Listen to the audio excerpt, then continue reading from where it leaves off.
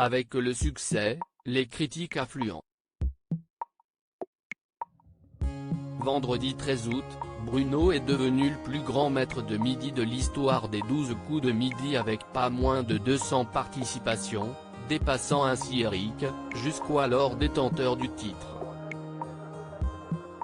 Une véritable fierté pour le candidat, qui a eu pour première réaction de ressentir comme un syndrome de l'imposteur, rassuré par Jean-Luc Reichmann qui lui a assuré qu'il n'avait pas à rougir de sa situation. Un sentiment probablement provoqué chez lui par les accusations de triche dont il fait l'objet depuis plusieurs semaines, et ce parce que certains estiment que les questions lui sont posées dans le jeu de TF1, sont plus simples que celles posées aux autres participants.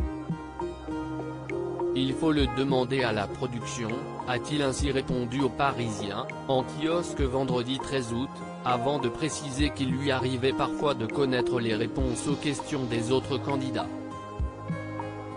Et inversement, j'imagine. Tout dépend des connaissances des personnes, a-t-il ajouté, lui qui cultive de son côté ses nombreuses connaissances depuis son enfance. En tout cas, si favoritisme il y a de la part de la production des 12 coups de midi, Bruno assure qu'il n'est en rien au courant. Je ne sais pas comment les questions sont choisies, je ne sais pas si une liste est programmée. Je me contente de faire mes émissions, et voilà, avait-il précisé dans une précédente interview. Bruno détient-il tous les records du jeu ? Malgré 200 participations, Bruno n'est toutefois pas le recordman des 12 coups de midi, si l'on prend en compte plusieurs catégories.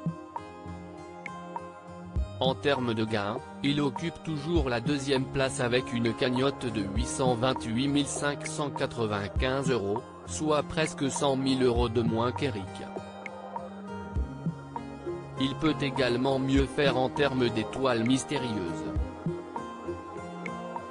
Comme souligné précédemment, le maître de midi a actuellement 7 étoiles à son actif, à égalité avec Eric et Christian Quesada. Il lui faudrait donc en déchiffrer une 8e pour s'offrir le record de l'émission.